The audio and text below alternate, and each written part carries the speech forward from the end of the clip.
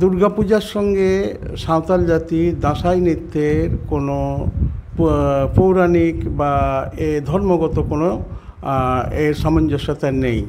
এই দুটোই একটা পুরাণের মতামত, এটা পৌরাণিক একটা ব্যবস্থা, সামাজিক মিথোলজি, এটা কোনো ঐতিহাসিক ব্যাপার নয়। এবার হলো যে সাঁওতাল জাতির যে দাঁসাই, এটা একমাত্র সাঁওতাল আদিবাসী জনগোষ্ঠীর মধ্যেই প্রচলিত। জোহার, আপনারা দেখছেন সাঁওতালের টুডে আর আমি সরেন সিপাহী। আজকে আমরা এসেছি বিশিষ্ট সাহিত্যিক, কবি, লেখক এবং বর্তমানে সাঁওতাল জাতির এক বিশিষ্ট গুরু বাবা, যিনি সাঁওতালদের সারিধরম গ্রন্থ জমসিম বিনতি ইনি রচয়িতা এবং সাঁওতালদের সারিধরম গ্রন্থ বা সারিধর্মের সারিধর্ম চর্চা করে আসছেন এবং সাঁওতালদের রীতি রেওয়াজ বা গবেষণা সব বিষয়ে ইনি গবেষণা করছেন বলতে গেলে।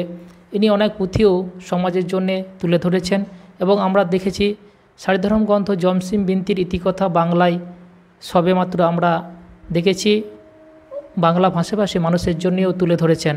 এবার প্রশ্ন হচ্ছে, আমরা আনন্দবাজার পত্রিকায় আজকে আমরা দেখলাম অক্টোবর 2023 দেখলাম একটা আনন্দবাজার পত্রিকায় এক প্রতিবেদন বেরিয়েছে, যেখানে হুদুদ দুর্গা সাঁওতাল সমাজের দাসাই নৃত্যের সঙ্গে তুলোধনা করা হয়েছে। যিনি তুলেছেন শিকার দিসম খেরওয়াল গাঁওতা লাকচার গাঁওতার মুখপাত্র শ্রী অজিত হেমব্রম, পুরুলিয়া কাশীপুর ভাগলাগোড়া। ইনি আনন্দবাজার পত্রিকায় এই প্রতিবেদনটি দিয়েছেন এবং ওনারা তুলে ধরেছেন। আমরা আজকে জানতে চাইব সাঁওতাল সমাজে যে সারিধর্ম গ্রন্থ জমসিম বিনতির মধ্যে এই হুদুদ দুর্গা বা দাসাই বা দুর্গাপুজোর সঙ্গে কোনো কানেকশান বা লিঙ্ক আছে কিনা, বা সাঁওতাল জাতির যে বিধান আছে সেই বিধানের সঙ্গে কোনো যোগসূত্র আছে কিনা। গুরুবা, প্রথমে আপনাকে জানাই নমস্কার। হ্যাঁ, নমস্কার। আপনি একটু বলুন আমাদের যে সাঁওতাল সমাজের যে হুদুদ দুর্গা বা দাসাই নৃত্যের সঙ্গে কোনো যোগ বা সূত্র আছে কিনা। আপনি তো গবেষণা করে আসছেন সাঁওতালদের জাতি বা ধর্মের যে সাংস্কৃতিক কালচার আছে, আপনি অনেক বই বা পুঁথি লিখেছেন, এই ব্যাপারে একটুখানি যদি আলোকপাত করেন তো। সকলকে আমার সারিধরম প্রণাম, জোহার গোসাই মারাংবুরু। কথা হচ্ছে এই যে দুর্গাপূজার সঙ্গে সাঁওতাল জাতির দাঁসাই নৃত্যের কোনো পৌরাণিক বা ধর্মগত কোনো এর সামঞ্জস্যতা নেই। এটা সম্পূর্ণ দুটো আলাদা তথ্য, আলাদা ধর্মাচারী মানুষের আলাদা আলাদা মিথোলজি, আলাদা আলাদা ধর্মশাস্ত্রের ধর্মের গ্রন্থের থিওলজি। সেই হিসেবে দুর্গাপূজাতে যে দাঁসাই হচ্ছে, এটা হতে পারে যে দাঁসাই এবং দুর্গাপূজার এই যে দুটো ব্যবস্থা একই সময় হচ্ছে, পাশাপাশি হচ্ছে, এটা অনেক আদিকাল থেকে বিশ্লেষণ করলে দেখা যাবে যে সাঁওতাল জাতি সারিধর্মের এই পূজা ব্যবস্থা বহু আদিকাল থেকেই হচ্ছে এবং পরবর্তীকালে দাঁসাইয়ের যে সময়কালের মধ্যে দুর্গাপূজা প্রচলন হয়েছে। দাঁসাইকে কেন্দ্র করে দুর্গাপূজা হতে পারে, কিন্তু দুর্গাপূজাকে কেন্দ্র করে দাঁসাই আসেনি। তার কারণ হচ্ছে এটা অনেক প্রাচীনতম জনজাতির ব্যবস্থা, কয়েক হাজার বছর থেকে এর প্রবাহমান। এই অবস্থায় আমাদের যেখানে হুদুদ দুর্গা বলে মহিষাসুরকে বলা হচ্ছে, হুদুদ দুর্গা বলে সাঁওতাল জাতির কোনো দেবতা নেই। কথা হচ্ছে দুর্গাপূজার যে দুর্গা দেবীর যে হিন্দু ধর্মের আরাধনা আর সাঁওতাল জাতি দাঁসাইয়ের যে সৃষ্টির আরাধনা, ঠাকুর জীবীকে ওরা সৃষ্টিকর্তাকে ঠাকুর জীবী বলা হয়, তার সংকীর্তন করা, আরাধন করা হয়।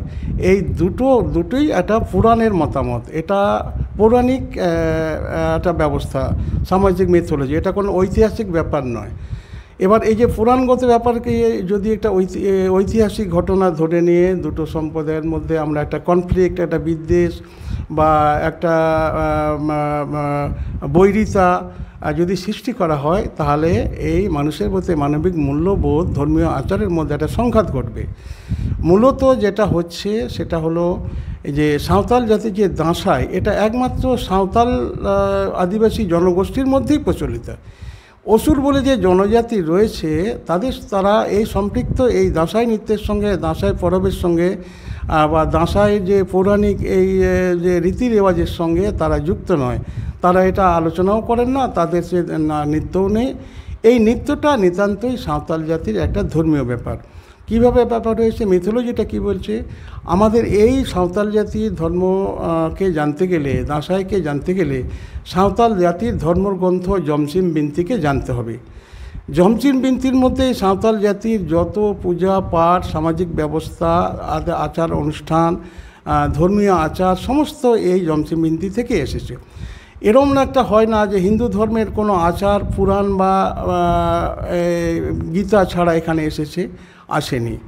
রামায়ণ মহাভারত দুটি মহাকাব্য রয়েছেন, সেখানে আসেন। এখানে ব্রহ্মবৈবর্ত পুরাণ, শিব পুরাণ, বিষ্ণু পুরাণ, বিভিন্ন পুরাণ আছে, সেখান থেকে এসছে। এমন ঘটনাও যে হয় না মুসলিম ধর্মের যে কোরআনের বহির্ভূত কোনো ব্যবস্থা ওদের সামাজিক আপনার ধর্মীয় ব্যাপারে সমাজে এসছে, ওর মধ্যে থেকে এসেছে। তো আমাদের সে ধর্মের ধর্মগ্রন্থর নাম হচ্ছে যমসিম বিনতি। সেই যমসিম বিনতির যে ব্যাখ্যা আছে তাতে করে হুদুর দুর্গা বলে কোনো দেবতা আমাদের মধ্যে নেই। ও আমাদের পূর্বপুরুষও নয়, পূর্বপুরুষ হলে সে তো ঐতিহাসিক ব্যাপার হয়ে গেল, পৌরাণিক ব্যাপার তো তাহলে হতে পারে না। সেই হিসেবে মূলত একসময় সৃষ্টিকর্তা মানুষকে ধর্মে পরিচালন করার জন্য লিটা তথা মারাংবুরুকে দূত হিসেবে মানুষের মাঝে পাঠিয়েছিলেন এবং মনুষ্যকুলকে যাতে ধর্মীয় আচার শেখানো হয়, সৃষ্টিকে আরাধনা করা হয়, তার জন্যে উনি এর সঙ্গে সঙ্গ করে তাদের বোঝাচ্ছিলেন। কিন্তু কোনো এক সময় মানুষ যখন সেই লিটা বা মারাংবুরুর এই কথাকে অবজ্ঞা করে এই অনাচারে লিপ্ত হলো, তখন সৃষ্টিকর্তা ঠাকুর জীবী স্বর্গপুরী বা শেরমাপুরী থেকে মানুষকে ধ্বংস করার জন্যে উনি অগ্নিবাণ নির্বাপন করেন। এই অগ্নিবাণ অগ্নিবৃষ্টি আকারে অগ্নিবৃষ্টি যখন বর্ষিত হতে থাকলো, মনুষ্য জাতি একটা ধ্বংসের পথে চলে গেছিলেন এবং ওখানে পোহ ছাড়লেন। পোহ মানে হচ্ছে জীবাণু, ভাইরাস ছাড়লেন। যখন এই হয়েছে, আগে তো ভাইরাস ছিল না, শরীর সুস্থ ছিল, এই ভাইরাসরা এসে মানুষকে দেহ ভাণ্ডকে যখন ওরা বিধ্বংসের পথে নিয়ে গেলেন, তখন স্বয়ং মাতা ঠাকুরান, যিনি হচ্ছেন আমাদের প্রকৃতি রূপে আছেন, উনি ঠাকুর জীবী বা তার স্বামীর হাত ধরে বললেন যে হে প্রভু, হে আমার স্বামী, আপনি যদি এই মনুষ্যকুলকে ধ্বংস করেন তাহলে এই পৃথিবীতে শ্রেষ্ঠ জীব আমরা সৃষ্টি করেছি, সেখানে পৃথিবীর এই যে রক্ষা করা, পৃথিবীকে শোভিত করার যে কাজ, সেটা বিঘ্নিত হবে। আপনি দয়া করে আপনার ক্রোধাগ্নি নির্বাপন এটাকে আপনি শেষ করুন, আপনি জীবাণুদের তুলে নিন। তখন ঠাকুরের সঙ্গে আলোচনা ক্রমে ঠাকুরজি বুঝলেন, হ্যাঁ ঠিকই বলে, আমি ওদের তো অরিজিনাল কিছু না দিলে, শাসন না দিলে, শোষিত না করলে, ওদের একটু শাস্তি না দিলে ওরা ধর্মের পথে আসছে না। লিটা তথা মারাংবুরুর কথাকে ওরা অবজ্ঞা করছেন, তাই ওদের একটু আমি করছি, তুমি এই নিয়ে অত আকুলিত হবে না, এক সময় ঠিক শেষ করব, আমি ওদের মারব না। তখন স্বয়ং মাতা এই মঞ্চপুরী তথা পৃথিবীতে মারাংবুরু লিটাকে পাঠিয়ে কিছু দেবতা, গুরু দেবতাদের পাঠিয়ে মানুষের ঠাকুর এবং ঠাকুরানের তাদের ড্রেস পরিধান করে। ঠাকুরের ড্রেস হচ্ছে মাথায় যে ময়ূর পালক, এটাকে কলকা বলা হয়। ওর পায়ে হচ্ছে লিফুর আছে, যেটা আর ওর কোমরের মধ্যে ওটা ওই কোমর বন্ধ, ওটাকে আমাদের পাইগন বলা হয়। আর ঠাকুরানের যে পোশাক, সেটা হচ্ছে তার শাড়ি, তাকে ধুতি আকারে পরিধান করলো ছেলেরা। এবং ওনাদের যে মায়ের যে শাখা ছিল, সেই শাখা বা লোহাকে হাতে সাকম পরিধান করলো, পায়ে ওরা আবার পাঁড়ি বা ওই এটা জুমজুম পরিধান করলো, ওরা কানের মধ্যে মায়ের মাকড়ি পরলো। এই করে এই একই অঙ্গে ঠাকুর এবং ঠাকুর দুটো আপনার অঙ্গে সাজ ধারণ করে সমস্ত পুরুষরা স্বয়ং ঠাকুর জীবী সংকীর্তন করতে লাগলেন। সেই সংকীর্তনের জন্যে ওরা পৃথিবীতে প্রত্যেকটি মানুষের, তখন তো অন্য সম্প্রদায়ের কথা, সৃষ্টির কথা আমাদের বলা হয়নি, তখন তো আদিতে এই মানুষরাই ছিল। তাদের প্রত্যেক বাড়ি থেকে এই তেল এবং সিঁদুর ঘরে ঘরে গিয়ে ওই দেবতাদের, দেবগুরুদের ওরা মানুষের ঘরে ঘরে দাঁড়ে দাঁড়ে সংকীর্তন করে করলেন এবং তারা ধর্মের পথে পরিচালিত হওয়ার জন্য এই মনসভা করলেন বা ওরা দৃষ্টিটাকে ঘোরালেন আর ওদের ভুল বুঝতে পারলেন। সেই দাঁসাইয়ের যে গানগুলো নৃত্যগুলো ওই সেই কথাই বান করে। ওখানকার মধ্যে কে কাকে মেরেছে, কে কে যুদ্ধ করেছে, হত্যা করেছে, এই গানগুলো আমাদের তার সাক্ষ্য বহন করছে না। এমত অবস্থায় আমরা এই যারা পুরুলিয়ার শিক্ষার দিসম, খেরওয়াল বীর, লাকচার গাঁওতা এবং তাদের মুখপাত্র অজিত হেমব্রম এই সমস্ত ব্যাপার নাকি করছেন। আমরা এই আনন্দবাজার 20 তারিখের পত্রিকা থেকে আমরা যেটা বুঝতে পারলাম, এবং তাতে করে এটা সমাজকে ভুল পথে পরিচালিত করা হচ্ছে এবং মূর্তি পুজো করা হচ্ছে। যে মূর্তি পুজো আমাদের সারি ধর্মে ধর্মগ্রন্থ, সাঁওতাল জাতির ধর্মগ্রন্থ জমসিম বিনতি সাপোর্ট করে না। আমরা এই মিথোলজিতে বিশ্বাসী নই। সেখানে একজন হুজুর দুর্গা কোনো একটা লোককে সে বললো সে আমাদের, রাতারাতি হঠাৎ বললেন এটা আমাদের লোক। আজ তো মোটে 12 বছর তারা করছেন। এই দাঁসাই সৃষ্টি হয়েছে আজ থেকে 60,000 বছর আগে থেকে। অ্যানথ্রোপোলজিক্যালি এভাবে বিভিন্ন গবেষকরা বলছেন এতদিন থেকে এর বিধান আছে।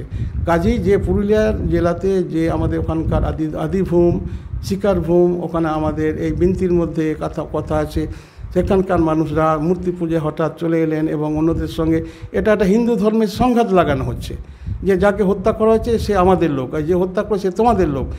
এটা কোনো পৌরাণিক ব্যাপারও নয়। এখানে হুজুর দুর্গা বা কোনো দেবতা নেই। মহিষাসুরকে যে হত্যা করা হয়েছে সেটা হচ্ছে মানে হিন্দু মিথোলজি অনুযায়ী, হিন্দু ধর্মের মিথোলজি নিয়ে যে অশুভ শক্তিকে বিনাশ করা হচ্ছে এবং শুভ শক্তিকে জাগরিত করার জন্যে অশুভ শক্তিরূপী মহিষাসুরকে বধ করা হচ্ছে। তো এই মহিষাসুরটা হিন্দুদেরই একজন দেবতা। ওনাদের তার পুজো আছে, তার মন্ত্র আছে, যেটা সাঁওতাল জাতির মধ্যে নেই। সুতরাং এটা ভুল মিথোলজি। যারা এটাকে বুঝছেন, এটাকে পরিচালন করছেন যে হ্যাঁ এটা হয়তো তাই, কিছু লোকে প্রচারে নেমে গেছেন, কিন্তু এটা আমাদের মূল ব্যাপার নয়। মূল জানতে গেলে জমসিম বিন থেকে জানতে হবে। আচ্ছা, আমরা দেখলাম বা শুনলাম সারিধরম গ্রন্থে সারিধরম গুরু বাবা সময় কিস্কু ইনি তুলে ধরেছেন অরিজিনাল সাঁওতাল সমাজের যে বিধান বা বিনতিতে বা তাদের সারিধরম গ্রন্থ জমসিম বিনতিতে যে কথা বা শ্রুতি আকারে ছিল সেই কথা তুলে ধরলেন বাংলাতে। এবার বড় কথা হচ্ছে গুরু বাবা, এখানে একটা আমরা এই প্রতিবেদনে দেখেছি তারা বলেছেন মহিলা সাজিত হয়ে এবং ঘুরে বেড়ায় মানে আমরা আমাদের কি বিধান বা সাঁওতালদের বিধানে যে কোনো মাঝি বাবা কেন্দ্র করে একটা গ্রাম থাকে, সেই গ্রাম ভিত্তিক এরা দাসাই নৃত্য করে, কারণ কোনো আদিবাসী গ্রামে যায় না বা রাস্তাঘাটে নৃত্য করে। এরকম কি নৃত্য আছে আপনার হচ্ছে সেই মণ্ডপের সামনে পুজো সামনে নাচ করছে, এরকমভাবে সেই শ্রুতি বা আপনাদের জমসিম বিনতিতে তুলে ধরা আছে বা কথা আছে এমনি? হ্যাঁ, না, এই ধরনের কোনো আমাদের এই জমসিম বিনতি শাস্ত্রীয় যে কথা যেটা ব্যাখ্যা আছে জমসিম বিনতিতে, এই ধরনের কোনো বিধান আমাদের নেই। কথা হচ্ছে হুজুর দুর্গা বলে কোনো দেবতা আমাদের নেই, হুজুর দুর্গা বলে কোনো আদি পুরুষ বলে আমাদেরও নেই। আমাদের যে দেবদেবী আছেন তাদের নিজস্ব আমাদের খোঁট আছে, মানে তার পূজার স্থান আছে। এই যে জাহের স্থানের মধ্যে যা দেবতা পূজিত হন সেখানে হুজুর দুর্গা বলে কোনো দেবতা আমাদের নেই, আর মহিষাসুর তো নেই। তো এই অবস্থায় আমরা হচ্ছে আদিবাসী জনগণ জনজাতি তাদের নিজস্ব ধারায় ইন্ডিজেনাসনেস এটাকে ধরে নিয়ে এসছেন প্রবাহমান কাল থেকে, প্রকৃতির পূজারী হিসেবে করে আসছেন। সেখানে একটা সাঁওতাল জনজাতির মধ্যে একটা সামাজিক ব্যবস্থা আছে। সে ব্যবস্থাটা কি ধর্মীয় আধারে তৈরি আছে, এটাকে মাঝি ব্যবস্থা বলা হয়, মাঝি বা মোড়ল ব্যবস্থা বলা হয়। এই মোড়ল ব্যবস্থায় 5 জন লোক আছেন, মাঝি, গোডের, জগমাঝি, পারানিক, নাইকে। এরা সমস্ত গ্রামকে জনপদকে পরিচালন করেন। আমাদের বিবাহ থেকে জন্ম থেকে মৃত্যু পর্যন্ত সমস্ত কর্ম এই 5 জন দ্বারাই পরিচালিত হয় এবং গ্রামের সমস্ত প্রশাসনিক ব্যবস্থা, ধর্মীয় আচার ব্যবস্থা এই মাঝি হারাম হচ্ছেন ওদের head of the village council. সেইখানে আমাদের মাঝির নেতৃত্বে আমাদের জমসিম বিনতির কথা অনুযায়ী স্বয়ং লিটা গোঁসাই এসে তামারাংবুড়ো এসে মাঝি বা যাদের তৈরি করা হয়েছিল তাদের বললেন যে তোমরা ঠাকুর এবং ঠাকুরানের পুরুষ এবং স্ত্রী এই দুটো পোশাক এই একই অঙ্গে পরিধান করে তোমরা সংকীর্তন করো। কারণ একটা মানুষের জীবদেহের মধ্যে 2 হরমোনই অবস্থান, পুং হরমোন এবং জেন্টস হরমোন এবং ফিমেল হরমোন দুটোই আবার আছে, কম বেশি আছে, ভাগ অনুযায়ী হচ্ছে। তো একই অঙ্গে এই যে বিধান আছে, এই বিধান থেকে উনি বললেন যে তোমরা একদিকে ঠাকুর সাজো, ঠাকুর জীবী সাজো, তার অং পরিধান করো, তাহলে তার সংকীর্তন হচ্ছে। অন্যদিকে তোমরা ঠাকুরান সাজো, তার শাড়িকে ধুতি আকারে পরো। একমাত্র পুরুষরাই এই নৃত্য করবে, স্ত্রীরা নৃত্য করবে না। এটা পুরুষের কাপড় পরা, মহিলার কাপড় পরে অন্যত্র পলায়ন করছে, এরকম কোনো বিধান নেই। আমাদের যে গানগুলো বলছে, যে দাসের যে গান হচ্ছে, তার যদি আমি জমসিম বিনতি ইতিকথা এই বইয়ের মধ্যে আমি এটাকে করেছি, বোঝানোর চেষ্টা করেছি। তো এটা যদি আমরা অনুবাদ করি, যদি দেখেন, ভাবানুবাদ যদি দেখেন, এই গানগুলো কত উচ্চাঙ্গিক মার্গের একটা জীবনকে আরাধনা করা, সৃষ্টিকে আরাধনার কথা, প্রকৃতিকে আরাধনার কথা, সমস্ত গাছরা দেবতারা গাছরূপে আছেন, তাদের আরাধনার কথা, এই সমস্ত কথা ওখানে আছে। তো সেখানের মধ্যে কোথাও আমাদের এই মারামারি বা কাটাকাটি তার সঙ্গে যুদ্ধ হচ্ছে, কোথাও আমাদের এই ধর্মগ্রন্থের মধ্যে কোথাও নেই। তো সেই অবস্থায় আমরা যেখানে ওরা করছে, আমরা একটা মোড়ল ধরে সেই গ্রাম্য যে জনপদের যে প্রশাসনিক ব্যবস্থার হেড হচ্ছেন, ভিলেজ কাউন্সিলের হেড হচ্ছেন মাঝি আরাম, তাকে কেন্দ্র করে প্রথমে ওর ঘরে নৃত্য করবে, এবং যত আদিবাসী বা সাঁওতাল জনপদ আছে যারা ওই মাঝি হারামের অন্তর্ভুক্ত, সোসাইটির অন্তর্ভুক্ত এবং ওই ধর্মচারী মানুষ, তাদের মধ্যেই সংকীর্তন করা হয়। সেখানে ওই যে মহিলা সাজ পরে পালিয়ে যাচ্ছে বা হত্যা করছে, এই ধরনের কোনো ঘটনা আমাদের এই গানের মধ্যে ওগুলো সমর্থন করছে না। ওদের একটা থাকে বুয়াং থাকে, বুয়াংটা হচ্ছে একটা মানুষের দেহর অবয়ব। বুয়াং হচ্ছে ওই যে শিরা অপশরীরের তৈরি, বুম বুম করে টান হচ্ছে। আর ওদের কাঁসাই হচ্ছে, কাঁসার হচ্ছে টপে বাজছে। স্বর্গের মধ্যে সবচেয়ে পাতলা যে শব্দ অনুভূতি, সেটা হচ্ছে কাঁসার মধ্যে আছে। তাহলে অদমা পাতাল রে গুরু হো বুয়ং সারে কান, শেরমা চটে রে চেলাও কাঁসায় রাও কান। অদমা পাতাল মানে পাতালের মধ্যে, সেখানে বুং আওয়াজ হচ্ছে, আর সেখানে কাঁসা মাথার উপরে। তাহলে এই যে মানুষের দেহভাণ্ডটাই স্বর্গ, এখানে স্বর্গ, মর্ত, পাতাল তিনটে অবস্থান আছে। তাহলে সেই আরাধনা করতে আপনার করার জন্যে ওরা ঘরে ঘরে গিয়ে সেখান থেকে যেটা ওরা চাল দিচ্ছেন, ওরা কিসে দিচ্ছে, কুলোই করে ঢেলে দেন। ওরা এমনিতে কুলো করে মানুষকে ভিক্ষে দেয় না, ভিক্ষে তো পাত্র করে দেয়, দান অন্য পাত্রতে দেয়। ওরা কুলো করে যে দৈব যে ডালা পাঠানো হয়েছে, ওতে ঠাকুরানের সমস্ত সিঁদুর, তার পূজার সামগ্রী সব আছে, ওখানে দেওয়া হচ্ছে। ধানও আলাদায় দেওয়া হয়। সেই চাল এবং ধানকে ওরা বাড়িতে নিয়ে এসে তার খিচুড়ি তৈরি, ভোগ তৈরি করা। সেই ভোগকে তিনটে গুরু, ধর্মগুরু, কামরু গুরু, ভুয়াং গুরু, তিনটে গুরুকে নিবেদন করে সমস্ত মানুষের মধ্যে ওটা বিচরণ করে এই ভোগ খাওয়ানো হয়, তাতে তাদের শরীর সুস্থ হয়। এবং এই যে কোনো লোকের বাড়িতে ভিক্ষে করছে, দাও চাল দাও, এখানের মধ্যে দেখা যাবে গৃহস্থের মধ্যে কারো লাউ রয়েছে, সেটাও দিয়ে দেয় দৈব এই আচারের জন্যে। কেউ কারো কুমড়ো হয়েছে সেও দেয়, আবার কারো হয়তো আপনার ঘরে আলু আছে সেটা দিচ্ছে, বা এই সমস্ত দিয়ে, ওই সমস্ত দিয়ে ভোগ তৈরি করা হয়। এবং এর জন্যই এটা করা হচ্ছে। কোনো অন্য ধর্মের কাছে গিয়ে ভিক্ষে চাইছে, আমাদের দাও, টাকা দাও, টাকা কি করবে? টাকাকে সেদ্ধ করে খাবে? টাকা তো টাকা চাল কিনে ওই রান্না তো করা যাবে না। কোনো একটা দেবতার মন্দিরে গেল, দুর্গাতলায় গেল, সেখানে করছে, হয় না। মূলত হচ্ছে সারি ধর্ম এবং হিন্দু ধর্ম পাশাপাশি সমান্তরাল সরলরেখায় অবস্থান করে, জ্যামিতিক্যালি দুটো সমান্তরাল সরলরেখা পাশাপাশি অবস্থান করলে দুটো কখনোই মিলিত হতে পারে না। হিন্দু ধর্মের সঙ্গে সারি ধর্মের কোনো দিন কোনো যোগ নেই। দুর্গার সঙ্গে ওদের সঙ্গে যে সংঘাত তৈরি করা হচ্ছে, ওদের হারাতারাতে একটা মূর্তি তৈরি করা হলো, বলে এটা হুদুর দুর্গা, এটা আমাদের লোক, আর ওটা দুর্গা হচ্ছে তোমাদের লোক, এদের লড়াই করা হচ্ছে। এই ধরনের কোনো বিধান আমাদের মধ্যে নেই। সুতরাং ওরা যেটা ওটা পলায়ন করছে, কথা বলছে, ওটা নয়, ওরা সংকীর্তন করছে। গানগুলো ওরা বুঝতে পারেননি। আমাদের এখানকার সমস্ত ভারতবর্ষের লোক এই দাঁসাই নৃত্যকে আচার করেন, এখানে অন্য কোনো সম্প্রদায় করে না। পুরুলিয়ার কোনো একটা জেলায়, আপনার ধরুন পুরুলিয়া জেলাতে কাশীপুরের, সেখানে এই সংকীর্তন শুরু করে দিয়েছে। কিন্তু এটা বিশ্বজনীন সমস্ত সাঁওতাল সম্প্রদায়ের কাজ নয়। যারা এই কাজ করছে, এটা শুধু পাপ নয়, এটা একটা সামাজিক অপরাধ, ধর্মীয় অপরাধ। কোনো মুসলিম লোককে কোনো মূর্তি পুজো করতে দিতে পারেন না, পারে কি? তাহলে মুসলিম ধর্ম থাকে না। এইভাবে খ্রিস্টানরা সেভাবেই আছে। সমস্ত ধর্ম ন্যায় এবং সত্যের উপর প্রতিষ্ঠিত। আমার যে মিথোলজি, আমাদের কাছে সেটাই শ্রেষ্ঠ, এবং দাসাই নৃত্যর মধ্যে আমরা সেইটাই সংকীর্তন করা হচ্ছে। ঠাকুর জীবের সংকীর্তন, পৃথিবী যাতে বেঁচে থাকে সবার জন্যে, দেশ লাগি দিশম লাগি, দেশ দিশম মানে পৃথিবীর জন্যে। কিন্তু এটা নয়, এটা হচ্ছে একটা পৌরাণিক ঘটনা।